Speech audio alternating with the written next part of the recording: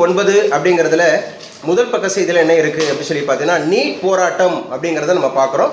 காவல்துறையினுடைய வரம்பு மீறல் குறித்து விசாரணை அப்படின்னு சொல்லி சொல்கிறாங்க. எழுதி வச்சுக்கோங்க. ORS எழுதி வச்சுங்க. ஜூலை 29 அப்படிங்கிறது இன்னைக்கு வேர்ல்டு ORS. நீங்கள் கேள்விப்பட்டிருப்பீங்க. It is a medical term. ORS என்னது? Oral rehydration solution. இப்போ பேசு பொருளாக மாறிச்சு, அதெல்லாம் நீங்கள் எடுத்துக்காதீங்க. அதாவது பிள்ளைங்களுக்கு சின்ன பிள்ளைங்களே வந்து பார்த்தீங்கன்னா சுகர் கண்டென்ட் அதில் கூடுது அப்படின்னு பார்த்தோமா. ஓரல் ரீஹைட்ரேஷன் சொல்யூஷன் அப்படிங்கிறதாங்க ORS. It is a medical term. அது ஒரு ஜூஸ் அந்த மாதிரி வைப்பாங்க. அதனால வந்து சுகர் கண்டென்ட் வந்து கூடுது அப்படிங்கிற மாதிரி வந்து எதிர்ப்பு தெரிவித்தாங்க. அது நிரூபிக்கப்பட்டது அப்படிங்கிறதையும் பார்த்தாங்க. சரியா? ஸோ இதுவும் ஞாபகம் வச்சுங்க, முக்கியமானது அப்படிங்கிறது. அப்போ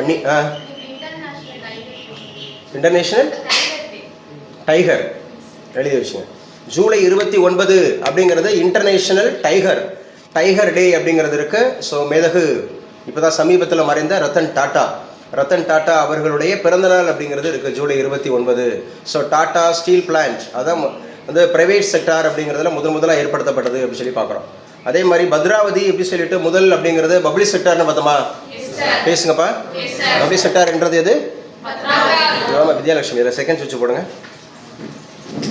ஸோ அப்போ ஜூலை 29 அப்படின்னு சொல்லக்கூடியது ORS, அதோட அவேர்னஸ் ஆர் ORS அப்படிங்கிற செகண்ட் ஒன். மேலேருந்து செகண்ட் ஒன்.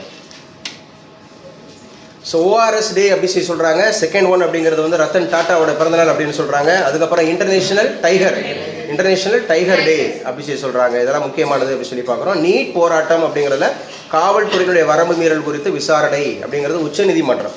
இங்கே ஹையஸ்ட் பவர் அப்படிங்கிறது உச்சநீதிமன்றம் வந்துருங்க. சரியா? உச்சநீதிமன்றம் அப்படிங்கிறது வந்து ஏன்னா நீதித்துறை அப்படிங்கிறது அக்கார்டிங் டு த DPSP அப்படிங்கிறதுல 50 அப்படிங்கிறது அட்மினிஸ்ட்ரேஷன்லேருந்து ஜுடிஷியலை செப்பரேட் பண்ணுறாங்க. அது தனி அப்படிங்கிற மாதிரியான ஒரு அதிகார வரம்புக்கு அப்பாற்பட்டது அப்படிங்கிறது. அதிகாரத்தில் இருக்கவங்க தவறு பண்ணால அதை வந்து சரி செய்யறதுக்கு உச்சநீதிமன்றத்திற்கு பவர் உண்டு. இப்போ நீங்கள் காவல்துறை எந்த அடிப்படையில் வந்து பார்த்தீங்க அப்படின்னு சொன்னால் காவல்துறை, ஏன்னா அது வந்து பார்த்தீங்கன்னா யாரோட கட்டுப்பாட்டில் இருக்கும்? ஹோம் மினிஸ்டரோட கட்டுப்பாட்டில் இருக்கும். யாரோட கட்டுப்பாட்டில் இருக்கும்? டெல்லி போலீஸ் அப்படிங்கிறது ஹோம் மினிஸ்ட்ரிக்குள்ளே வரும். சரியா? ஹோம் மினிஸ்ட்ரி யார்? இப்போ ஹோம் மினிஸ்டர் அமித்ஷா அவங்க இருக்கிறாங்க. ஸோ அவங்கள்ட்ட அந்த வரம்பு மீறல், ஸோ உங்களுடைய வரம்பு மீறி இருக்கீங்க அப்படிங்கிறது, உங்களுடைய அந்த பவரை மிஸ்யூஸ் பண்ணியிருக்கீங்க, நீங்கள் எங்களுக்கு அதுக்கான ரீசன் அவுட் பண்ணுங்க அப்படின்ற மாதிரி கேட்டிருக்காங்க. இப்போ ரீசெண்டாக வந்து பார்த்தீங்க அப்படின்னு சொன்னால் கரூர் அப்படிங்கிற ஒரு தொகுதியில், கரூர் அப்படிங்கிறது வந்து அந்த ஆக்சிடென்ட் நடந்துச்சா? எவ்வளோ பேர் இறந்தாங்க? 41 பேரில் எவ்வளோ பேருக்கு அரசு ஆணை கொடுக்கப்பட்டுச்சு? 31 பேருக்கு கொடுத்தாங்கல்ல. ஸோ அதை வந்து இப்போ மறுபடியும் யார் வந்து அதை வந்து கேன்சல் பண்ணா? ஹைகோர்ட் கேன்சல் பண்ணதா? அப்போ அங்கே சுப்ரீம் கோர்ட்டு, இங்கே ஹைகோர்ட். சுப்ரீம் கோர்ட்னா பார்ட் 5, ஹைகோர்ட்னா பார்ட் 6. சுப்ரீம் கோர்ட்னா பார்ட் 5. இது ஏன் இப்படி உட்காடுறீங்கன்னு எனக்கு ஒன்றும் புரியவே இல்லை. நானும் சொல்லிகிட்டே இருக்கேன், ஏதோ கூட்டமாக தான் உட்காருவீங்களா? கொஞ்சம் பிரிஞ்சு உட்காந்தா நல்லா இருக்குமே, பார்க்குறதுக்கும் நல்லா இருக்கும். ஏதோ கல்யாணத்தில் வந்து உட்காந்துருக்கிற மாதிரி இருக்குது. கல்யாணத்தில் கூட நடுவில் ஒரு ரோ போகும்னு நினைக்கிறேன். என்ன போய் பக்கத்தில் போய் உட்கார்றதுக்கு வைக்கிறதுக்கு ஒரு கிளாஸ் ரூம்னா அது வந்து ஒரு ப்ரோட்டோக்காலாக இருக்கணும். சரி பரவாயில்ல, 11:30 அப்புறம் சரி பண்ணுங்கள். என்ன பிரச்சனைன்னா அது பாட்டுக்கு இருக்கும். இந்த ஆஃப்டர்நூன் வந்து படிக்கிறவங்க இங்கிட்ட நானும் பார்க்குறேன், ஈவினிங் டைமில் நைட் டைமில் வந்து பார்க்கும்போது அந்த பக்கம்லாம் திரும்பி கிடக்கு. ஸோ கொஞ்சம் என்னங்க ஒன்றும் இல்லை, நம்பர் ஆஃப் சீட்ஸ் வந்து ரொம்ப கம்மியாக தான் இருக்குது. நம்ம எப்படி உட்காடுறோமோ அதே மாதிரி ஒழுங்குபட்டு போயிடலாங்க. பாருங்கள், முன்னாடி பாருங்கள், இப்படிலாம் இருந்துச்சுன்னா எப்படி இருக்கும் பாருங்கள். ஒரு படிக்கிற இடம் நீங்கள் தான் புழங்குறீங்க, நீங்கள் வேறு யாரும் வராங்களா? நிச்சயமாக வர மாட்டாங்க. மேமு என்னை தவிர எங்கள் பசங்க கூட வர மாட்டாங்க. இங்கே நம்ம தான் புழங்குறோம். ஸோ அப்போ இந்த கிளாஸ் ரூமுங்கிறது எப்படி இருக்கணும், வைக்கணும். படிக்கிற இடம் அப்படிங்கிறது க்ளீனினஸாக இருக்கணும் ஒன்று. இன்னொன்று நல்ல ஒரு ஷெரீன் அட்மாஸ்பியர் இருக்கணும். அந்த ஷெரீன் அட்மாஸ்பியர் இருந்தால் மட்டும்தான் நமக்கு வந்து படிக்கிறது மைண்ட் செட் வரும். படிக்கிற மைண்ட் செட்டு அப்படிங்கிறது வரும். இந்த கிளாஸ்க்குள்ளே ஏன் நான் பேசக்கூடாதுன்னு சொல்கிறேன்னா அது கொலாப்ஸ்டாக இருக்கும். மைண்டு வந்து ரிலாக்ஸ் இருக்காது. இவ்வளோ நிசப்தமாக இருக்க பாருங்கள். இது எங்கே இருக்கும்? நிச்சயமாக காரைக்குடியில் எந்த கோச்சிங் சென்டரில் இருக்காது. பஸ்ஸு போக வர ட்ரெயின் சவுண்டு, அந்த சவுண்டு. இப்போ அங்கே இருக்காங்க இல்லையா, அங்கெல்லாம் வந்து பார்த்தீங்கன்னா எப்போ பார்த்தாலும் ஒரு சவுண்டு போயிட்டே இருக்கும், கத்திக்கிட்டே இருக்கும். இங்கே பாருங்கள் எவ்வளோ நிசப்தமாக இருக்குது. அப்போ நம்ம பேசுகிற விஷயம் போய் கரெக்டாக நம்ம மைண்டில் போய் பதிவாகும், ஸ்டோர் ஆகும். படிக்கிறதுக்கு 3 விஷயம், முக்கியமான விஷயம் சொல்லுவாங்க. ஒரு லேர்னிங் அப்படிங்கிறது வந்து பவர்ஃபுல்லாக இருக்கிறதுக்கு ஒன்று லேர்னர், அந்த கற்பவர். 2வது வந்து பார்த்தீங்க அப்படின்னு சொன்னால் அந்த கற்கும் சூழல். இந்த சுச்சுவேஷன்ஸ் அந்த மாதிரி இருக்கணும், எந்த மாதிரி அட்மாஸ்பியர் நம்ம உட்காந்துருக்குறோங்கிறது. மூணாவது சொல்லிக் கொடுக்குறது. இந்த மூணுமே நல்லா வந்து ஜிங்க் ஆனால் மட்டும்தான் நீங்கள் என்ன பண்ண முடியும் சார் அப்படின்னு சொன்னால் நம்ம லேர்னிங் ப்ராசஸ் அப்படிங்கிறது எஃபெக்டிவாக இருக்கும். அப்போ நம்ம பிளேஸு, நம்ம உட்காந்துருக்கிற இடம், ப்ளஸ் இந்த மாதிரி லைட்டிங்ஸு. இப்போ நான் ஏன் இந்த செகண்ட் சுவிட்சை வந்து நான் போட சொன்னேன், புரிதா சொல்கிறது? எனக்கு இன்கன்வீனியண்ட்டாக இருக்குது. ஏன்னா ஒரு வீடியோ பார்க்குறாங்க, அந்த வீடியோ பார்க்குறவங்களுக்கு அது கிளியராக இருக்கணும் அப்படின்னு. அதே மாதிரி அந்த வாய்ஸ் செக் பண்ணுறது, வைக்கிறது, இது எல்லாமே. So cooperate with us. So நம்முடைய படிக்கிற இடம் அப்படிங்கிறது வந்து இந்த சீட்டிங் அரேஞ்ச்மெண்ட்ஸ் இன்க்ளூடிங் எப்படி சார் இருக்கணும் அப்படின்னா கொஞ்சம் நல்லா பார்க்குறதுக்கு நீட்டாக இருக்கணும், அந்த மாதிரி இருக்கிறது. ஸோ நான் சொல்லிட்டேன், பார்ட் 5 உயர்நீதிமன்றம் பார்ட் 6 பார்ட் 6. ஒரு யூடியூப்லோட ஒருத்தர் கேட்டிருந்தார், சார் ஆக்சுவலாக பிள்ளைங்க சொல்கிற போது ரொம்ப கிளியராக இல்லை சார் அப்படிங்கிறது. அவருக்கு தெரியல இந்த கிளாஸ் வந்து பார்த்தீங்க அப்படின்னு சொன்னால் கரண்ட் அஃபேர் இது வந்து பாடம் நடத்துறது இல்லை, ஏன்னா நீங்கள் நடத்துங்க சார் அப்படி மாதிரி சொல்கிறார் அவர். ஸோ அவருக்கா ஃபியூச்சரில் அவர் ரெகுலராக பார்த்துட்டு இருக்காருன்னு நினைக்கிறேன், அவருக்காகவும் பதில் சொல்லிடுவோம். ஏன்னா இது வந்து ஒரு கரண்ட் அஃபேர்ஸ் கிளாஸ் அப்படிங்கிற போது இது ஆல்ரெடி நம்ம நடத்துனதை தான் பிள்ளைங்கிட்ட கேட்குறோம், அவங்க பதில் சொல்கிறாங்க. அதை நான் மறுபடியும் நான் சொல்லிடுறேன், அப்படி தானே? ஸோ 2 முறை நான் சொல்லிடுறேன். அப்படி சொல்லும்போது வைக்கும்போது அவங்க என்னென்னா இந்த இது மட்டும்தானே நம்ம போடுறோம், பேசுகிற புரியுதா? இதை மட்டும்தான் நம்ம வந்து போடுறோம், மற்ற எந்த கிளாஸ் நம்ம கிளாஸ் நடத்துறது டீச் பண்ணுறதெல்லாம் போடுறது இல்லை. அப்போ என்னென்னா சார் வந்து நீங்கள் ரீகாலாக பண்ணுற மாதிரி தெரியுது, வைக்கிது, இந்த மாதிரி சொன்னாங்க, வச்சாங்க. நிறைய அந்த மாதிரி இருக்கும், அந்த மாதிரி கமெண்ட்ஸ் அப்படிங்கிறது. ஸோ நல்லா கிளியராக சொல்லுங்கள். ஆன்லைனில் கிளியராக இருக்கா? ஸோ அப்போ உச்சநீதிமன்றம் பார்ட் 5 உயர்நீதிமன்றம் பார்ட் 6 அது 124 147 124 to 144 1 to 4 147 உச்சநீதிமன்றம்ன்றது. ஸோ உயர்நீதிமன்றம் அப்படிங்கிறது 214 232 அப்படிங்கிறத ஞாபகம் வச்சுக்கணும். ஸோ இங்கே 72 அப்படிங்கிறது வந்து பப்ளிக் பர்டன் வருமா? பப்ளிக் பர்டன் வரும். இங்கே 161 161 அப்படிங்கிறது பப்ளிக் பர்டனில் வரும், அப்படிதானே? பப்ளிக் பர்டன் அப்படிங்கிறது வரும். ஸோ நீட் போராட்டத்தில் காவல்துறையோட வரம்பு மீறல் குறித்து விசாரணை உச்சநீதிமன்றத்தை பற்றி நம்ம டீட்டெயிலில் பேசிட்டோம். இங்கே பாருங்க, இந்த SBI மியூச்சுவல் ஃபண்டுன்னு கொடுக்குறாங்க பாருங்க, மியூச்சுவல் ஃபண்டு. உங்களுக்கு ஸ்க்ரீன் கிளியராக இருக்காப்பா? இதை கூட கேட்பாங்க பேங்கிங்கில், SSCல, RRBல போகும்போது இதில் கேட்பாங்க, இன்டர்வியூவில் கேட்பாங்க. ஸோ அவங்களுக்கான slogan a partner for life அப்படிங்கிறது எந்த நிறுவனத்தினுடைய ஸ்லோகன்? எப்போவுமே SBIயோட மியூச்சுவல் ஃபண்டுக்கு இந்த இது இருக்கு, எ பார்ட்னர் ஃபார் லைஃப். அப்படி மியூச்சுவல் ஃபண்ட் அப்படின்னு சொல்லக்கூடியது யாரோட கட்டுப்பாட்டின் கீழே வரும்? செபியோட கட்டுப்பாட்டில் வருமா? UTA யாரோட கட்டுப்பாட்டில் வரும்? UTA, unit trust of India. It was started இந்த இயர். யாரு? ஸ்வீட்டியக்காவா?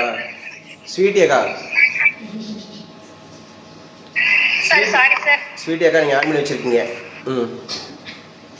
அப்போ மியூச்சுவல் ஃபண்ட் அப்படிங்கிறது வந்து பார்த்தீங்க அப்படின்னு சொன்னால் யாரோட கட்டுப்பாட்டுக்கு கீழே வரும்னா UTA அப்படிங்கிறது, யூனிட் ட்ரஸ்ட் ஆஃப் இந்தியா. யாருங்க?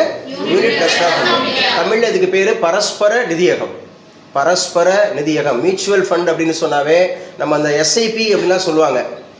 SIPனா systematic investment plan, SIP. So நீங்களாம் டிசைட் பண்ணுங்கள், ஒரு என்ன சார் டிசைட் பண்ணணும் அப்படின்னு சொன்னால், நீங்கள் ஏர்ன் பண்ண ஆரம்பித்த உடனே நீங்கள் சேவ் பண்ண ஆயிருக்கணும், இன்வெஸ்ட்மெண்ட் ஆர் சேவிங்ஸ் அப்படிங்கிற போது மியூச்சுவல் ஃபண்ட் அப்படிங்கிறது it will be better for you. கொஞ்சம் அமௌண்ட்டாக அது மாதிரி போட்டு வைக்கலாம். இப்போ SBI அப்படிங்கிறது எ பார்ட்னர் ஃபார் லைஃப். ஸோ தெரிஞ்சுக்கிறதுக்காக சொல்கிறோம், ஒரு பேப்பரில் எது முக்கியமான விஷயங்கள் இருக்குது அப்படிங்கிறத தெரிஞ்சு வச்சுக்கணும். தேர்வு முறைகேடுகள் தடுப்பு மசோதா அப்படிங்கிறது எப்போது லோக்சபாவில் தாக்கல் செய்யப்பட்டது? ஜூலை 27 அப்படிங்கிறதுல தாக்கல் செய்யப்பட்டுச்சு. ஜூலை 27 தேர்வு முறைகேடுகள் தடுப்பு மசோதா அப்படிங்கிறது. யாருங்க? இப்போ இந்தியாவினுடைய கல்வித்துறை அமைச்சர் Pralhad Joshi. So which state he belongs to? Karnataka. சரியா? So where he has been selected? Dharwad அப்படிங்கிறது கர்நாடகால இருந்து தார்வாத் அப்படிங்கிற தொகுதியிலிருந்து லோக்சபாவுக்கு தேர்ந்தெடுக்கப்பட்டு ஏற்கனவே ஃபுட் அந்த மாதிரி இருக்கக்கூடிய கன்சியூமர் அஃபேர்ஸ் அப்படிங்கிறதுக்கு மினிஸ்டராக இருந்து அடிஷ்னலாக வந்து பார்த்தீங்கன்னா இப்போ எஜுகேஷன் மினிஸ்டர் அப்படிங்கிற ஒரு போர்ட்ஃபோலியோவும் வாங்கியிருக்காரு. யாரு? ஜோஷி பிரகலாத். Instead of Dharmendra Pradhan. யாருக்கு பதிலாக? தர்மேந்திர பிரதான் அப்படிங்கிறவங்களுக்கு பதிலாக வந்திருக்கிறாங்க அப்படிங்கிறத பார்க்குறவங்க. இரட்டை பதக்கம். ஸோ இரட்டை பதக்கம் அப்படிங்கிறது வாங்கியிருக்காங்க கிளாஸ்கோ காமன்வெல்த் அப்படிங்கிற போட்டியில். ஸோ பாரா அப்படிங்கிற விமன் அப்படிங்கிறது சார் எதில் சார் அப்படின்னா ஷார்ட் புட்டில் நம்ம ஒரு ஷார்ட் புட் இருப்பாங்களே, யாரு? அஷ்மிதா இருக்கீங்களா? அஷ்மிதா அஷ்மிதா ஃப்ரம் திருநெல்வேலி. டிஸ்கஸ் த்ரோவா? என்னப்பா டிஸ்கஸ் த்ரோ கிடையாது, இது ஷார்ட் புட்டுப்பா. குண்டு எறிதல்னா ஷார்ட் புட்டு. அந்த அக்காவா? யாரு? அஷ்மிதா அக்காவா? அஷ்மிதா அக்கா வந்து டிஸ்கஸ் த்ரோவா? ஷார்ட் புட்டு. சரி. ஸோ கிளாஸ்கோல காமன்வெல்த் அப்படிங்கிற போட்டியில பேரா அப்படிங்கிறது மகளிர் அப்படிங்கிறதுல ஸோ குண்டு எறிதல் அப்படிங்கிற ஷார்ட் புட்ல தங்கம் வென்ற இந்தியாவினுடைய ஷர்மிளா தன்ஹா, அதே போல வெண்கலம் வென்ற ஷில்பா ஷைலா. இதெல்லாம் எழுதி வச்சுங்க. யூனிக்கா எந்த விளையாட்டோடு தொடர்புடையவங்கன்னு கேட்பாங்க. மற்றவங்கள இருந்து வேறுபடுறது இதுல தான். மற்றெல்லாம் எல்லாம் படிச்சு வச்சிருப்பாங்க, சும்மா டெக்ஸ்ட் புக் படித்தேன், ஜிகே படித்தேன்னு. இந்த மாதிரி விஷயம் தான் நம்ம மற்றவங்கிட்ட இருந்து டிஃப்ரெண்ட்டாக வருது. அக்கார்டிங் டு சிவகாரா நான் அடிக்கடி சொல்லியிருக்கேன், வெற்றியாளர்கள் வித்தியாசமான செயலை செய்வதில்லை, செயலைத்தான் வித்தியாசமாக செய்கிறார்கள். வெற்றியாளர்கள் வித்தியாசமான செயலை செய்வதில்லை, செயலைத்தான் வித்தியாசமாக செய்கிறார்கள். சொன்னமா? ஸோ ஞாபகம் வச்சுக்கணும். அப்போ ஷர்மிளா தன்ஹர் அப்படிங்கிறவங்கள ஞாபகம் வச்சுங்க. ஷில்பா ஷைலா அப்படிங்கிறத ஞாபகம் வச்சுங்க. இவங்க ரெண்டு பேருமே எந்த விளையாட்டோடு தொடர்புடையவங்க? ஷார்ட் புட் அப்படிங்கிறத தொடர்புடையவங்க, பேரா ஷார்ட் புட். ஸோ டிசேபிள்டுக்காக நடத்தப்படக்கூடிய போட்டி அப்படிங்கிறது ஞாபகம் வச்சுங்க. தங்கம் என்ற முதல் போட்டியாளர். எஸ், இவங்க தான் தங்கத்தை காமன்வெல்த்தில் தங்கம் என்ற முதல் போட்டியாளர் அப்படிங்கிற மாதிரி பாரா தடகள பிரிவில், பேரா அத்லெட்டிக்ஸில். ஸோ பேரா அத்லெட்டிக்ஸ் அப்படிங்கிறதுல தங்கம் என்ற முதல் பெண் அப்படின்னு சொன்னால் யார் அடிப்பீங்க? ஷர்மிளா தன்ஹர். சொல்லுங்க, ஷர்மிளா தன்ஹர் அப்படிங்கிறத ஞாபகம் வச்சுக்கணும். தன்ஹர்ன்ற பேர் ஏற்கனவே நம்ம கேள்விப்பட்டிருக்கோம் வேற இதில். டங்கன் கமிட்டியா? நான் தன்ஹர்ன்ற பேரை சொல்கிறேன். தன்ஹர் ஏற்கனவே பேசியிருக்கோம், எங்கேயுமே இந்த தன்ஹர்ன்ற பேர் வந்ததே இல்லையா? ஸோ டங்கன் கமிட்டி அப்படிங்கிறது பஞ்சாயத்து ராஜோட, அது முக்கியமாக 1988 சரியா? அது டங்கன் கமிட்டி அப்படின்னு சொல்லுவாங்க. காட்கில் அந்த மாதிரி இருக்கிறது சொல்லுவாங்க. சரி, ஞாபகம் வச்சுங்க. அப்போ பேரா ஷார்ட் புட்டா யார் தங்கம் என்ற முதல் பெண்? ஷர்மிளா தன்ஹர். வெண்கல பதக்கம் வென்றவங்க யாரு? சோ இந்தியாவுக்கான முதல் அப்படிங்கிற பதக்கத்தை பெற்று தந்த ஜண்டு குமார் அப்படிங்கிறவர், அவரும் பேரா தானே? பேரா லிப்டர். பேரா என்ன லிப்டிங்? Power lifting. பேரா பவர் லிப்டிங் அப்படிங்கிறதுல முதல் பதக்கம் வாங்கி கொடுத்தாரு. ஸோ அதே மாதிரி முதல் தங்கத்தை பெற்றுக் கொடுத்தவங்க யாரு? மீராபாய் சானு. எந்த விளையாட்டுல? எத்தனை கிலோ எடைப்பிரிவுல? 45 கிலோவா? 48 கிலோ. 48 கிலோ எடைப்பிரிவுல 190 கிலோ. எவ்வளவு கிலோ? 190 கிலோ அப்படிங்கிற வெயிட்டை வந்து லிஃப்ட் பண்ணாங்க. அப்படிங்கிறதுல தங்கப்பதக்கம் தொடர்ந்து 3 முறையா? 2014, 18, 22, 26. 18, 22, 26 அப்படிங்கிற தொடர்ந்து வாங்கியிருக்காங்க. மீராபாய் சானு எந்த ஸ்டேட்? மணிப்பூரோட கேபிட்டல் சிட்டி இம்பால் அப்படிங்கறத ஞாபகம் வச்சுக்கணும். மணிப்பூர்ல எந்த இரு அந்த மாதிரி இனங்களிடையே பிரச்சனை? குகி அண்ட் மைத்தேயி அப்படிங்கறத ஞாபகம் வச்சுக்கணும். குகி இருக்கு, மைத்தேயி ஞாபகம் வச்சுக்கோங்க. ஸோ மேகதாது அணை பிரதமர் தலையிட வேண்டும், முதலமைச்சர் விஜய் வலியுறுத்தல். நேற்றுக்கே நம்ம பார்த்தோம், அவங்களுடைய காவிரி நதிநீர் கூட்டு ஆணையம் அப்படின்னு சொல்லக்கூடியது. ஸோ கர்நாடகாவிலிருந்து தமிழ்நாட்டுக்கு இவ்வளோ டிஎம்சி தண்ணீர் அப்படிங்கிறத கண்டிப்பாக கொடுக்கணும் அப்படின்னு சொல்லியிருந்தாங்க இல்லையா? எந்த வருஷம் ஆரம்பிக்கப்பட்டது? 1990. 1990. ஹியூமன் டெவலப்மெண்ட் இண்டெக்ஸ் எந்த வருஷம்? 1990. யாரு? மெஹபூப் உல்ஹக் அப்படிங்கிறவர் பாகிஸ்தானி. நம்ம ஊர்ல யாரு? அமர்த்தியா சென் எந்த வருஷம் நோபல் பிரைஸ் வாங்க? 1998. எந்த வருஷத்துல இருந்து நோபல் பரிசு எக்கனாமிக்ஸுக்கு கொடுக்கப்படும்? 1969 அப்படிங்கிறது கொடுக்கப்படும். அதுல வாங்கிய முதல் நபர் யாரு? ராக்னர் ஃப்ரிஷ் எந்த வருஷம் வாங்கினாரு? 1969 வாங்கினாரு. சரியா? அவர் எந்த வார்த்தையை உருவாக்குனார்? மைக்ரோ எக்கனாமிக்ஸ் மேக்ரோ எக்கனாமிக்ஸ் அப்படிங்கறத பிரபலப்படுத்தினது ஜேஎம் கீன்ஸ். ஜான் மேன்யார்டு கீன்ஸ் அப்படிங்கிறவர் தான் அதை பிரபலப்படுத்தினார்னு சொல்லி பார்க்குறோம். ஸோ பேப்பரில் இருக்கக்கூடிய நியூஸில் ரொம்ப முக்கியமானது அப்படி சொல்லி பார்க்குறோம். சென்னை தலைமைச் செயலகத்தில் முதல்வர் ஜோசப் விஜய் அவர்களை விஐடி பல்கலைக்கழகத்திலிருந்து சந்திச்சிருக்கிறாங்க அப்படி சொல்லி பார்க்குறோம். நம்பர் 1 யூனிவர்சிட்டி டீம்டில் தமிழகத்தில் விஐடி அப்படிங்கிறது NIRF ரேங்கிங்கில் டாப் மோஸ்ட் அப்படிங்கிறது இருக்கு. What's expansion of NIRF? Abhinaya சொல்லுமா. National Institute Ranking Framework sir. National Institute for Ranking Framework அப்படிங்கறத NIRF அப்படின்னு சொல்றாங்க. எழுதி வச்சுங்க. தமிழ்நாடு பேரிடர் அபாய குறைப்பு. இது வந்து நமக்கு ஜியோகிராஃபில நமக்கு சிலபஸ்ல இருக்கு. ஜியோகிராஃபில சிலபஸ்ல இருக்கு. நேச்சுரல் டிசாஸ்டர் மேனேஜ்மெண்ட் அப்படி சொல்லி வரும். ஸோ நேச்சுரல் டிசாஸ்டர் மேனேஜ்மெண்ட், இயற்கை பேரிடர் அப்படிங்கிறத ஒழிக்கிறதுக்காக தமிழகத்திலையும் அமைப்பு இருக்கும். தமிழகத்தில் அந்த பேரிடர் அபாய குறைப்பு அப்படிங்கிறது, அந்த டேஞ்சர் ரிடக்ஷன் அப்படி சொல்லி சொல்லுவாங்க. அதுக்கு 50 கோடி அப்படிங்கிற ரோலிங் ஃபினான்ஸ் கொடுத்துருக்காங்க. சுழற்சி நிதி அப்படிங்கிறது கொடுத்துருக்குறாங்க 50 கோடி. ஸோ யாருங்க? நம்முடைய வருவாய்த்துறை அமைச்சர் KA செங்கோட்டையன் அப்படின்னு சொல்லக்கூடியவங்க தான் நமக்கு வந்து ரெவன்யூ மினிஸ்டராக இருக்கிறாங்க. ரெவன்யூ அப்படிங்கிறத காமிஸ் ட்ரை பண்ணுப்பா. ரெவன்யூ அப்படிங்கிறத இன்க்ரீஸ் பண்றதுக்காக தமிழகத்தில் 6 பேர் கொண்ட குழு யாருடைய தலைமையில் அமைக்கப்பட்டிருக்கிறது? இருங்க ப்ளீஸ். அவர் காமேஷ் படிச்சு ஜிஹெச் பண்ணல, கிளாஸ் கட்டாயிருச்சா? ஸோ யாருடைய தலைமை அப்படின்னு சொல்லி பார்த்தீங்க அப்படின்னு சொன்னால், வறுமையை ஒழிக்கிறதுக்காக ரொம்ப முக்கியமாக ஒரு கமிட்டியை ஃபார்ம் பண்ணவர். ஸோ பிளானிங் கமிஷனுடைய கடைசி அந்த மகனுடைய டெபுட்டி சேர்மனாக இருந்தவர் யாரு? மாண்டேக் சிங் அலுவாலியா அப்படிங்கிறது. படிங்க படிங்க படிங்க. டெய்லி நம்ம கேட்குறத படிக்கிறத திரும்ப திரும்ப சொல்லுங்க. இன்னைக்கு கூட கார்த்திக் அதை வந்து கேட்டுட்டு இருந்தாரு. வச்சுட்டு இருந்தாரு. ஸோ நிறைய எவ்வளோ பேர் அதை வந்து கவனிச்சிங்கன்னு தெரியல. உட்காந்து பேசிட்டு இருக்கீங்க உள்ள என்ட்ரு ஆகும்போதே. நீங்கள் இதை கனெக்ட் பண்ணிட்டீங்கன்னா இதில் சவுண்ட் வச்சிடலாம். இந்த டிஜிட்டல் போர்டு, இந்த பேனலில் சவுண்ட் வச்சுக்கிட்டு நல்லா கடைசி வரைக்கும் நல்லா கேட்கலாம். வைக்கலாம். ஸோ இந்த மாதிரி வைக்கும்போதுன்னு சொல்லிட்டு சரியா. அப்போ மாண்டேக் சிங் அலுவாலியா அப்படிங்கிறவர் தான் என்ன சார் அப்படி சொல்லி பார்த்தீங்கன்னா, அந்த 6 பேர் கொண்ட குழு அப்படிங்கிறதுக்கு தமிழகத்தில் வருவாய் மேம்பாடு அப்படிங்கிறதுக்காக தலைவராக சேர்க்கப்பட்டிருக்கிறாங்க அப்படிங்கிறத நம்ம பார்க்குறோம் சரியா. ஸோ அடுத்தாப்புல ரொம்ப முக்கியமானது என்ன அப்படின்னு சொல்லிட்டு பார்க்கலாம் இன்னைக்கு. அதான் சுழற்சி நிதி அப்படிங்கிறது, இந்த ரோலிங் ஃபினான்ஸ் அப்படின்னு சொல்லலாம். 50 கோடி அப்படிங்கிறது கொடுத்துருக்குறாங்க. எந்த முகமைக்கு, எந்த ஏஜென்சிக்கு?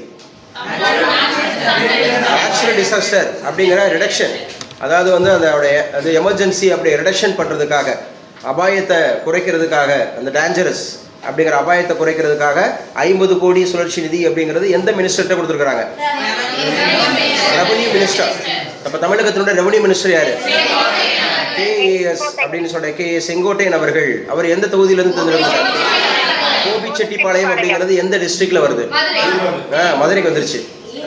அது வேகமா வேற கோயம்புத்தூர் சரியா. ஈரோடு, கோபிச்செட்டிப்பாளையம். கோபின்றது ஈரோடு, கோயம்புத்தூர் கிடையாது. பாருங்க, நம்ம ஊருக்குள்ள இருந்துக்கிட்டு மதுரைன்றீங்க, ஈரோடுன்றீங்க, கோயம்புத்தூர்ன்றீங்க, பொள்ளாச்சிக்கு பக்கத்துலன்றீங்க. நாளைக்கு ஃபாலோஅப்ஸ் கொஞ்சம் படிச்சுவாங்க, எழுதிக்குங்க. 38 டிஸ்ட்ரிக்ட், அதில் இருக்கக்கூடிய சட்டமன்ற தொகுதிகள். 38 டிஸ்ட்ரிக்ட்ல இருக்கக்கூடிய சட்டமன்ற தொகுதிகள். அப்படின்னா 234 MLA தெரிஞ்சிருக்கணும். கொஞ்சம் சிரமந்தா இருந்தாலும் சரியா. சிவகங்கை அப்படின்னு சொன்னாவே இப்போ 4 சிவகங்கை எத்தனை? 4 ஏற்கனவே நடத்திட்டேன். டிஸ்ட்ரிக்ட் பழைய பிள்ளைங்களுக்குலாம் நடத்திட்டேன். டிஸ்ட்ரிக்ட் நடத்தும் போது ஒவ்வொரு தாலுகா எவ்வளோ இருக்குன்னு பார்த்துருக்குறோம், சட்டமன்ற தொகுதி எவ்வளோ இருக்குன்னு பார்த்துருக்கோம். எல்லா ஸ்டேட்டும் நடத்தி முடிச்சோன்னா பேசுங்கப்பா. எல்லா ஸ்டேட்டும் நடத்தி முடிச்சோம். எல்லா யூனியன் டெரிட்டரி சும்மா சொன்னோமா? கேபிட்டல் மட்டும் சொன்னோமா? இப்போ எடுத்துக்காட்டு தமிழ்நாடுனா சென்னைன்னு சொன்னோமா? தமிழ்நாடை பற்றி டீட்டெயில்டு நடத்தியிருக்கு. அதுலேயே உங்களுக்கு நிறைய கொஸ்டின்ஸ் வந்து MCQ தமிழ்நாடு முக்கியமான விவரங்கள்னு சொல்லிட்டு போட்டோ இது பண்ணோம். அது ஒரு நாள் கைல்வெளி கூட ஃபுல்லாக டிஸ்கஸ் பண்ணீங்கப்பா. எவ்வளோ விஷயம் பயணிச்சிருக்கோம் பாருங்க. அது பூரா எங்கே இருக்கு? இங்கே இருக்கா? அங்கே இருந்துட்டா நல்லது. பிரியதர்ஷினி இங்கே இருக்குன்றாங்க. அப்படி இருந்துட்டா நல்லது. அதுக்கு தான் சொல்றது, பரீட்சைக்கு பாடம் படிக்கிறத விட பரிச்சயமாகிறது அப்படிங்கிறது. நேச்சுரல் டிசாஸ்டர் மற்றவங்களுக்கு இது கரண்ட் அஃபேர்ஸ்ன்னு சொல்லி கடந்து போவாங்க. இது நாலேஜ். நான் நேற்று சொன்னேன், அந்த ஸ்கூலில் சொல்லியிருந்தாங்க. எங்கள் ஸ்கூலில் அந்த குவிஸ் நடக்கும். அந்த குவிஸில் ஃபர்ஸ்ட் லெவல்லே வரமாட்டாங்க. அவங்களும் பார்ப்பாங்கன்னு நினைக்கிறேன். I think so. நல்லா நேராக சொல்கிறாரு அப்படின்னு. ஆனால் நேற்றுக்கு வந்து ஓவரால் ஒரு 30 ஸ்கூல்ஸ் அப்படிங்கிற பார்ட்டிசிபேட் பண்ணதில் அவங்க செகண்ட் பொசிஷன் அடிச்சிருக்கிறாங்க. இந்த ஜூனியர் IASன்னு சொன்னேன்ல, அந்த junior IAS science quiz. So அங்கே ஸ்டேட் லெவலில் நடத்தப்பட்டதில் இப்போ இஸ்ரோவுக்கு போகிறாங்க அந்த பசங்க. இஸ்ரோ. ஸோ ஒரே ஒரு நாள் அந்த பிள்ளைங்களை கைட் பண்ணேன். அதுக்கப்புறம் அந்த டீச்சர்ஸை நீங்கள் கைட் பண்ணீங்கன்னு சொல்லிட்டு ஒரு 3 பார்ட் உங்களுக்கு இப்போ எடுத்து காமிக்கிறேன். அந்த கொஸ்டின் பேப்பர் எடுத்து காமிக்கிறேன். அந்த 3 பார்ட் அப்படின்னு சொல்றது. அதான் சொல்றது, மனம் இருந்தால் மார்க்கம் உண்டு, முயற்சி உடையார் முயற்சி அடையார், வெள்ளத்தனையது மலர் நீட்டம் மாந்தர்தம் உள்ளத்தனையது உயர்வு அப்படின்னு சொல்லக்கூடியது. Can create success, can create success. அது வேண்டாம், can create success positive, can create success. அது சோம்பேறிகளுக்கு சொல்றது, உதவா கரைகளுக்கு சொல்றது. எது சார்? இந்த கேனாட் கிரியேட்ஸ்ன்றது. நம்ம பாசிட்டிவ் ஜெயிக்கணும்னு வந்திருக்கிறவங்ககிட்ட can create success, can create success. உள்ளுவதெல்லாம் உயர்வுள்ளல். எத்தனையாவது குறள்? 596. கிளாப் பண்ணுங்க. 596. உள்ளுவதெல்லாம் உயர்வுள்ளல் மற்றது தள்ளினும் தள்ளாமை நீர்த்து. எத்தனையாவது குறள்? 596வது குறள். ஊக்கமுடைமை, அதிகாரம் ஊக்கமுடைமை. உள்ளுவதெல்லாம் உயர்வுள்ளல் மற்றது தள்ளினும் தள்ளாமை நீர்த்து. நினைக்கிறதெல்லாம் எப்படி நினைக்கணுமா? உயர்ந்த லட்சியம். 26 போஸ்ட் இருக்கு, அப்படி 26 போஸ்ட் தான் இருக்கு, அப்படி இல்ல, 26 போஸ்ட் இருக்கு, அதுல ஒண்ணு எனக்கு. 26 போஸ்ட் இருக்கு, அதுல ஒண்ணு எனக்கு. அப்படிதான், அதுதான் பாசிட்டிவ். உள்ளுவதெல்லாம் உயர்வுள்ளல் மற்றது தள்ளினம் பெரிதினும் பெரிதினும் பெரிதுகள் அப்படி சொல்லுவாங்க. பெரிதினும் பெரிதுகள். சரியா? அதுக்காக ஆசைப்படுறதுக்கு நம்ம ஆசைப்படணும். ஒரு பெரிய விஷயத்தை அச்சீவ் பண்ணணும்னா ஆசைப்படணும், அதுக்கு உழைக்கணும் அப்படின்னு சொல்லக்கூடியது. ஸோ வெப்ப தாக்கம் குறைக்க புரிந்துணர்வு ஒப்பந்தம். வெப்பம் அப்படின்னு சொல்லக்கூடியது, அதாவது குறிப்பாக எல்னினோ எஃபெக்ட் பாதிக்கப்பட்ட முதல் தமிழகத்தினுடைய மாவட்டம் எது? நீலகிரி. 10வது மாவட்டம் எது? திருச்சி அப்படிங்கிறது. முதல் மாவட்டம் எது? நீலகிரிஸ். கதிர்வேல். அதாவது மகிழ்ச்சியான நகரங்கள் அப்படிங்கிறதுல இந்தியாவில் எந்த நகரம் அப்படிங்கறது ஒரு பொசிஷன் எடுத்திருக்காங்க. ஜெய்ப்பூர் சார். Sorry sir. இப்போ கதிர்வேல்கிட்ட கேட்டா ஜெய்ப்பூர் அப்படிங்கிறது பதில் யார்? அம்பிகாவா இல்ல ஸ்வீட்டியா? அம்பிகா வாய்ஸ் நினைக்கிறேன், அம்பிகாவோட வாய்ஸ். சரி, பரவாயில்ல. ஓகே, ஜெய்ப்பூர் அப்படிங்கிறது தான் இப்போ வந்து பார்த்தீங்கன்னா 6வது இடத்துக்கு வந்திருக்கா. மகிழ்ச்சியான நகரங்கள் அப்படிங்கிற அடிப்படையில் ஜெய்ப்பூருக்கு 6வது இடம் கிடைச்சிருக்கு அப்படின்னு சொல்லிட்டு நம்ம பார்க்குறோம். சரியா? ஸோ ஜெய்ப்பூர் என்ன சிட்டின்னு அழைக்கப்படுது? பிங்க் சிட்டி அப்படின்னு அழைக்கப்படுது. Pink city. எந்த மாநிலத்தினுடைய கேபிட்டல் சிட்டியா இருக்கு? ராஜஸ்தான். பேசுங்க. ராஜஸ்தான்ல வெள்ளம் அப்படின்னு பார்த்தோமா? சமீபத்தில் ராஜஸ்தான்ல வெள்ளம் அப்படி சொல்லி பார்த்தோம். 54வது அப்படிங்கிறது வந்து 54 55 என்ன நடந்துச்சு? ஜிஎஸ்டி கவுன்சில் அப்படிங்கிறது 55 அங்கதான் நடந்துச்சு அப்படி சொல்லி பார்க்குறோம். ஜிஎஸ்டி கவுன்சில் அப்படிங்கிறது பாருங்க, காவலன் செயலி எழுதி வச்சுங்க. காவலன் ஆப் எதோடு தொடர்புடையதுன்னு கேட்பாங்க. எஸ். ஸோ காவலன் ஆப் அப்படிங்கிறது பெண்களுக்கான பாதுகாப்பு அப்படிங்கிறது. காவலன் SOS அப்படின்னு சொல்லி வரும். காவலன் SOS அப்படிங்கிற ஒரு ஆப் இருக்கு. இதை குறித்து மாணவர்கள்ட்ட அவேர்னஸை கிரியேட் பண்ணணும்னு சொல்லி நம்முடைய தமிழகத்தினுடைய higher education minister mister Viswanathan அப்படின்றவங்க, ஹானரபிள் மினிஸ்டர், அவங்க சொல்லியிருக்காங்க காவலன் அப்படிங்கிற ஒரு ஆப். காவலன் அப்படிங்கிற ஒரு ஆப் குறித்து மாணவர்களிடையே என்ன பண்ணணுமா? விழிப்புணர்வு ஏற்படுத்தணும்னு சொல்லியிருக்காங்க. விழிப்புணர்வு அப்படின்னு சொல்லக்கூடியது.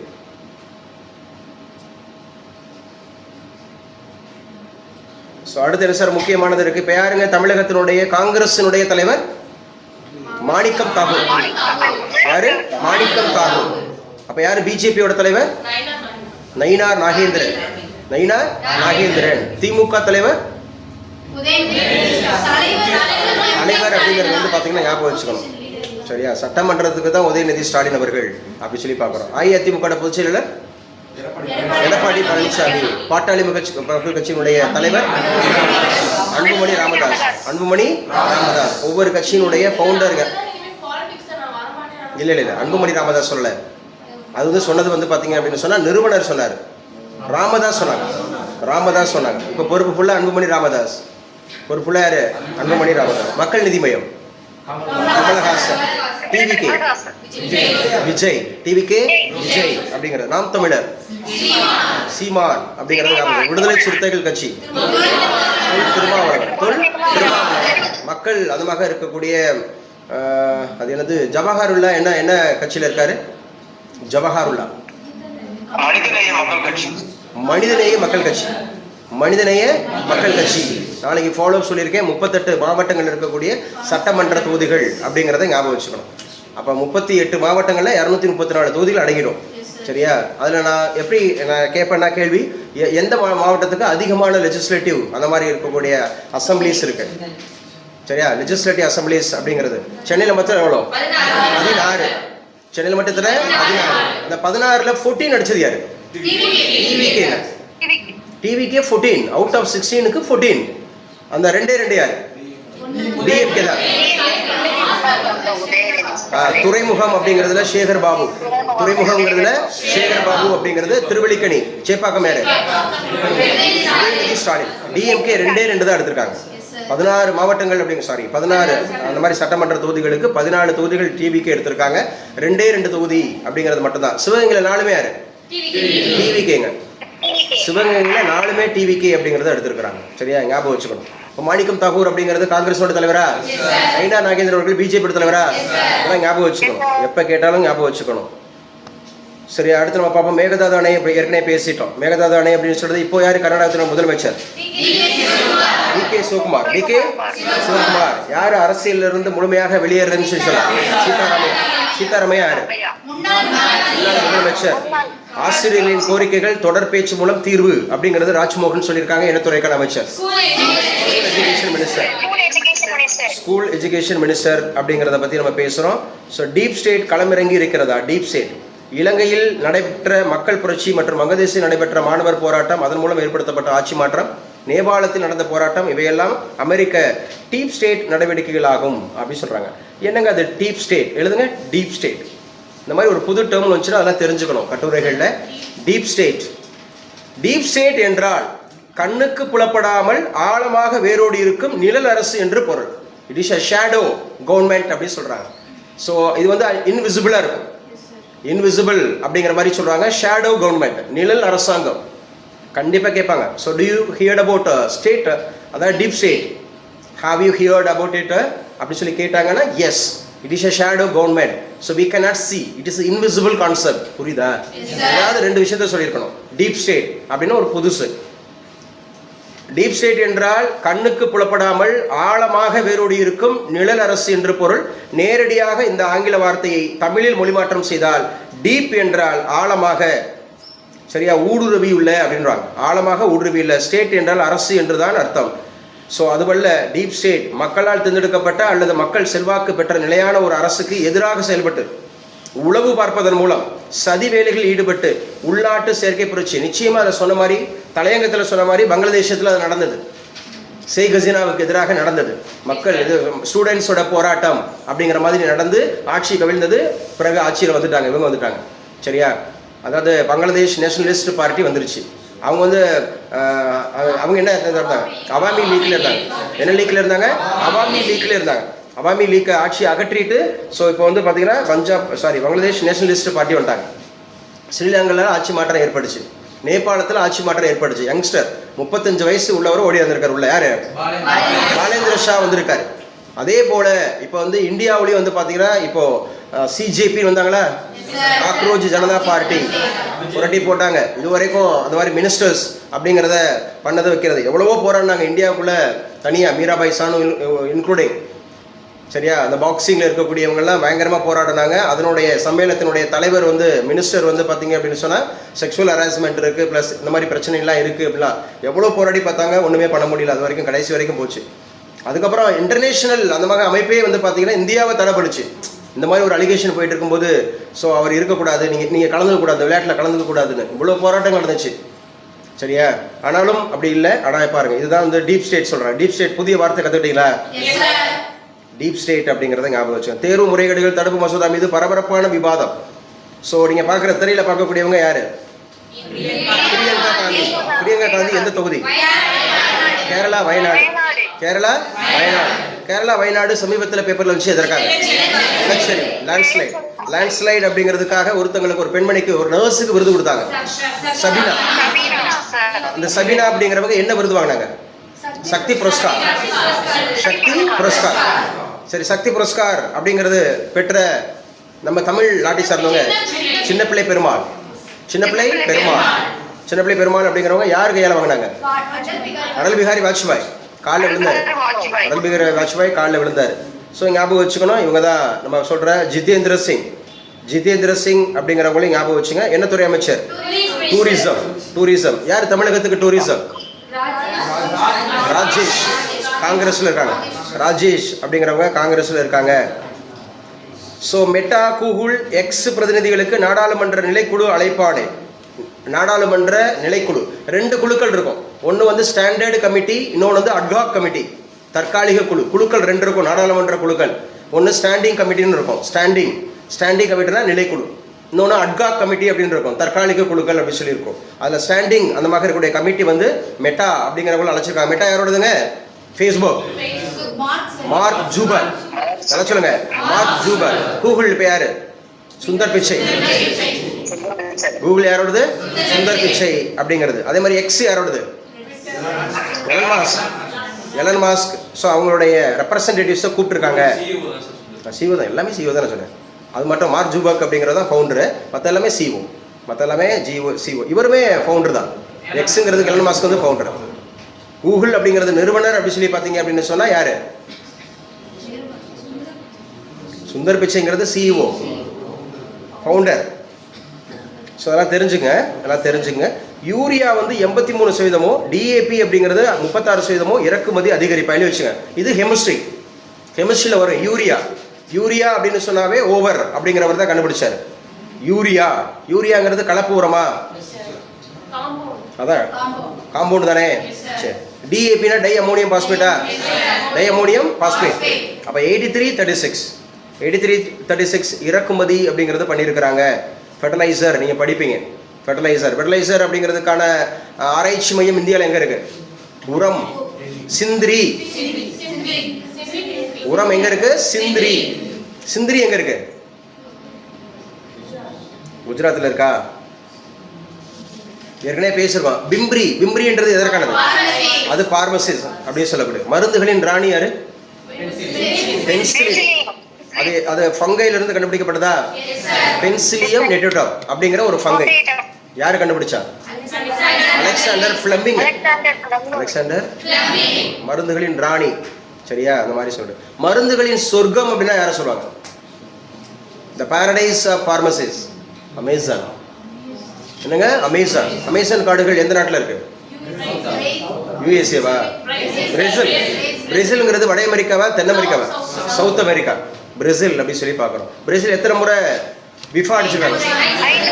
விஃபா 5 முறை அடிச்சு நம்பர் 1ல இருக்கிறவங்க யாரு? பிரேசில் தான் இருக்காங்க. பிரேசில் அப்படிங்கிறோட கேபிசிட்டி பிரேசிலோட கேபிசிட்டி பிரேசிலியா அப்படின்னு சொல்லப்படுது. உலகிலேயே மிக உயரமான கிறிஸ்டோட ஸ்டாச்சு, ஜீசஸ் கிரைஸ்டோட ஸ்டாச்சு அப்படிங்கிறது எங்க இருக்குன்னா பிரேசில் இருக்கு. Rio de Janeiro. என்னங்க? Rio de Janeiro. அந்த மாதிரி ஞாபகம் வச்சு.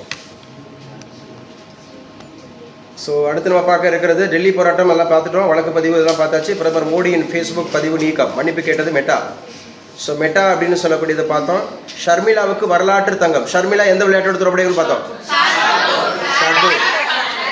பாரா ஷாட்பூட்ல தங்கம் என்ற முதல் பெண்மணி யாரு? ஷர்மிளா. வெண்கலம் என்றது யாரு? ஷில்பா அப்படிங்கிறது. ஸோ தமிழகத்துக்கு வெள்ளி வாங்கி கொடுத்தவர் யாரு? ராஜா முத்துப்பாண்டி எந்த விளையாட்டோட தொடர்புடையவர்? வெயிட் லிஃப்டிங் அப்படின்னு சொல்லக்கூடியதை ஞாபகம் வச்சுக்கணும். ஸோ ஷர்வேஷுக்கு சாதனை வெள்ளி அப்படி சொல்றாங்க. ஷர்வேஷ் எழுதி வச்சுங்க. ஷர்வேஷ் அப்படிங்கிறவர் எந்த விளையாட்டோட தொடர்புடையவர்? ஷர்வேஷ் இந்தியாவினுடைய முதல் பாரா தடகள போட்டியாளராக அவர் வரலாறு படைச்சிருக்கிறாரு. காமன்வெல்த்தில் தங்கம் என்ற முதல் பெண் அப்படிங்கிறத அடிச்சிருக்கிறாங்க ஷர்மிளா. அதே போல் ஆடவர் உயரம் தாண்டுதலில் எழுதி வச்சுக்கோங்க. உயரம் ஹை ஜம்ப் அப்படிங்கிறதுல இந்தியாவுக்காக காமன்வெல்த் வெள்ளி பதக்கம் என்ற முதல் வீரராக சர்வேஷ் அனில் குஜாரே. இதுவும் முதல் தானா? இப்போதான் முதல் முறையாக அடிச்சிருக்காங்களாம். எதில் சார் அப்படின்னா ஹை ஜம்ப்ல வெள்ளி நிறைய வாங்கியிருக்காங்க. மறுபுறம் வல்லூரி அஜய் பாபு வென்ற வெள்ளி. நடப்பு காமன்வெல்த் பளுதூக்குதலில் இந்தியாவின் ஆதிக்கம் தொடரும் வகையில் 6வது பதக்கமாக அமைந்தது அப்படின்னு சொல்லியிருக்காங்க. ஸோ இதெல்லாம் ஞாபகம் வச்சுங்க. ஷார்ட் புட் அப்படிங்கிறதுலேயே நம்ம வாங்கியிருக்கோம், 2 பதக்கம் வாங்கியிருக்கோம். உலகக்கோப்பை துப்பாக்கி சுடுதல் வெண்கலம் என்றது ஜோனம் குமான்சு இணை. வெளியே வச்சுங்க. உலகக்கோப்பை துப்பாக்கி சுடுதல் எங்கே நடக்குது?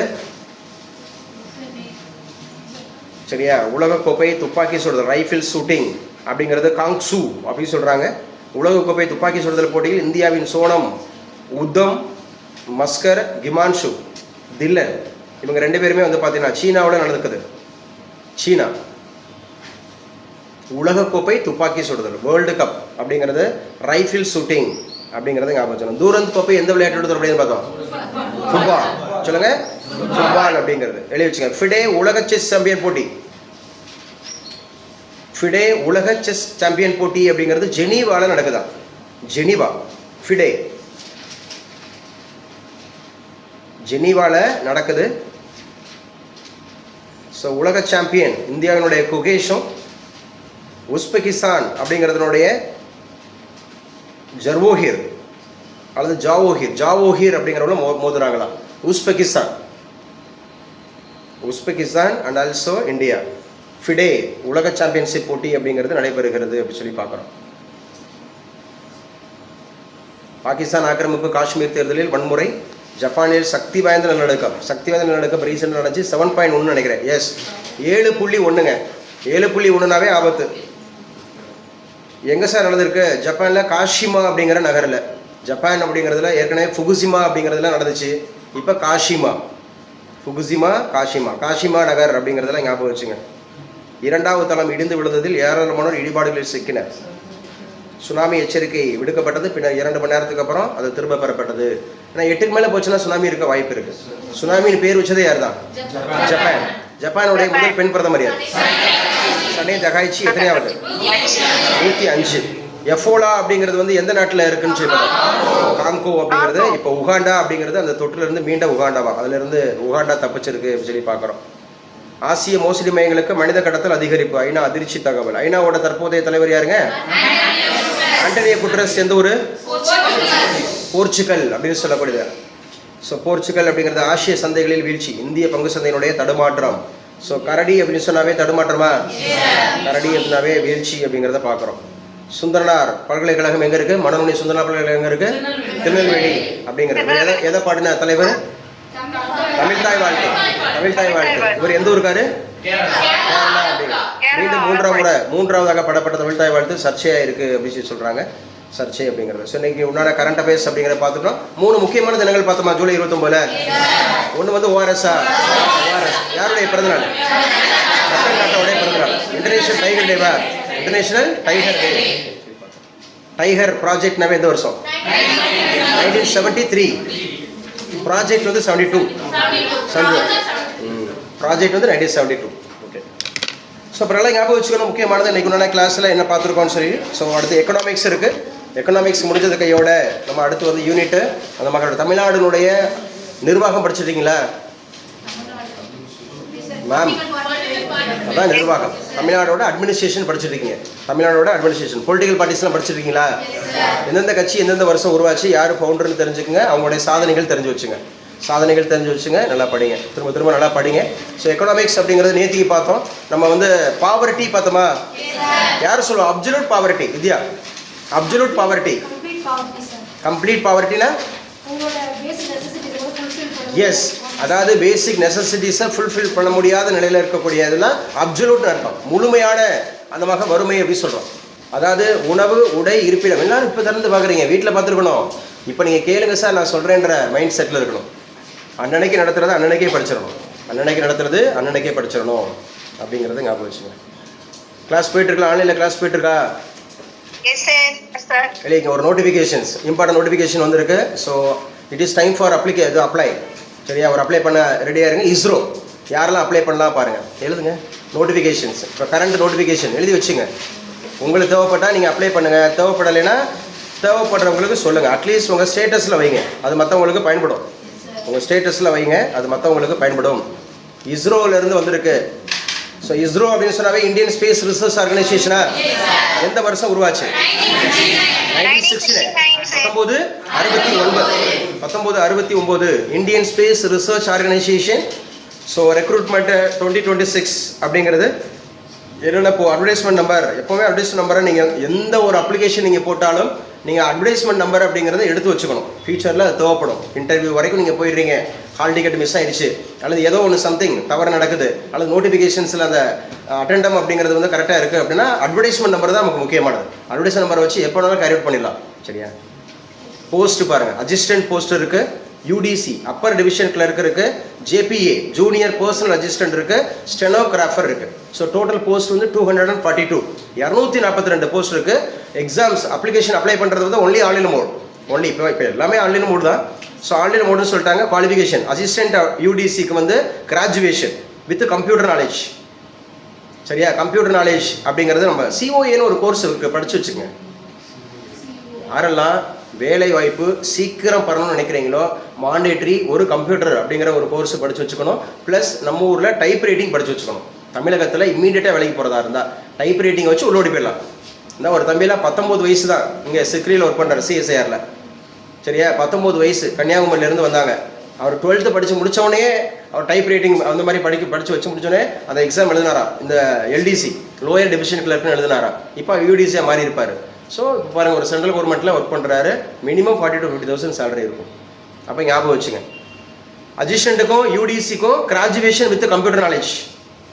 ஜேபிஏ அப்படின்னு சொல்ற ஜூனியர் பர்சனல் அசிஸ்டன்ட் சொன்னோமா, அதுக்கும் ப்ளஸ் ஸ்டெனோகிராஃபர் இருக்கும், கிராஜுவேஷன் இருக்கணும். இங்கிலீஷ் ஸ்டெனோ வந்து பார்த்தீங்க அப்படின்னு சொன்னால் ஸோ 60 வேர்ட்ஸ் பெர் மினிட் கிடைக்கும். 60 வார்த்தைகள் பெர் மினிட்டுக்கு, ஒரு நிமிஷத்துக்கு 60 வார்த்தைகள். ஆனால் ஃபர்ஸ்ட் ஒன்று எல்லாருக்குமே எலிஜிபிளுங்க. பேசுகிற புரியுதா? கம்ப்யூட்டர் சர்டிஃபிகேட்லாம் இருக்கணும்னு அவசியம் இல்லை, கம்ப்யூட்டர் நாலேஜ் இருந்தால் போதும். அதுக்காக ஒரு கம்ப்யூட்டர் கோர்ஸ் படிச்சிருக்கணும்னு அவசியம் கிடையாது. என்ன பண்ணுவாங்க, கம்ப்யூட்டர் நாலேஜ் அப்படிங்கிறது உங்களுக்கு சிஸ்டத்தை கொடுத்து ஒர்க் பண்ண சொல்லுவாங்க. ஒரு டாக்குமெண்ட் அடிங்க அல்லது வந்து ஒரு டிசைன் பண்ணி காமிங்க, ஏதோ ஒன்று சம்திங் சொல்லுவாங்கன்னு வச்சுங்களேன். அந்த மாதிரி போய்க்கலாம். ஏஜ் லிமிட்டு பாருங்கள், மேக்ஸிமம் 28. கம்பல்சரி என்ன இருக்கும் அப்படின்னு கேட்டால் ரிலாக்ஸேஷன் இருக்கும் 28 அப்படிங்கிறது. ஏஜ் ரிலாக்ஸேஷன் எப்பவும் போல அந்த 5 வருஷம் அப்படிங்கிறது மாதிரி ஓபிசி கேண்டிடேட்டுக்கு இருக்கும், ஷெட்யூல் காஸ்ட்டுக்குலாம் இருக்கும். பார்த்துங்க, அதிகபட்சம் 32 இருக்கும்னு நினைக்கிறேன். ஐ திங்க் ஸோ 32 அப்படிங்கிற மாதிரி இருக்கும். ரிட்டன் டெஸ்ட் இருக்கு, ஸ்கில் டெஸ்ட் இருக்கு பாருங்க, டைப்பிங் ஆர் ஸ்டெனோகிராஃபி. டைப்பிங் இந்த கம்ப்யூட்டர் நாலேஜ்ன்றப்ப டைப்பிங் கொடுப்பாங்க, சிஸ்டத்தை வச்சு அடிக்க சொல்லுவாங்க. ஒரு பக்கத்தை நீங்கள் எவ்வளோ நேரத்தில் அடிச்சு முடிக்கிறீங்கன்னு பார்ப்பாங்க. அதே மாதிரி டாக்குமெண்ட் வெரிஃபிகேஷன் இருக்கு, மெடிக்கல் எக்ஸாமினேஷன் இருக்கு. ஸோ இம்பார்ட்டன்ட் டேட் அப்படின்னு சொல்லி பார்த்தா ஆன்லைன் அப்படிங்கிறது வந்து 27 ஆரம்பிச்சிருச்சு.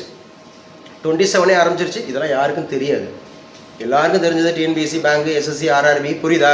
இந்த இஸ்ரோ, இந்த சிக்ரி, சிஎல்ஆர்ஐ, இந்த மாதிரி ஓஎன்ஜிசி, இந்த மாதிரி குறிப்பிட்டது வந்துகிட்டே இருக்கும், இடையில வந்துகிட்டே இருக்கும். மினிமம் தான் அவங்களுடைய நோட்டிஃபிகேஷன்லேயே வரும், மினிமம் தான் நோட்டிஃபை பண்ணுவாங்க. ஸோ அப்ளை பண்ணுறவங்க ஈஸியாக அடிச்சுட்டு போயிடுவாங்க.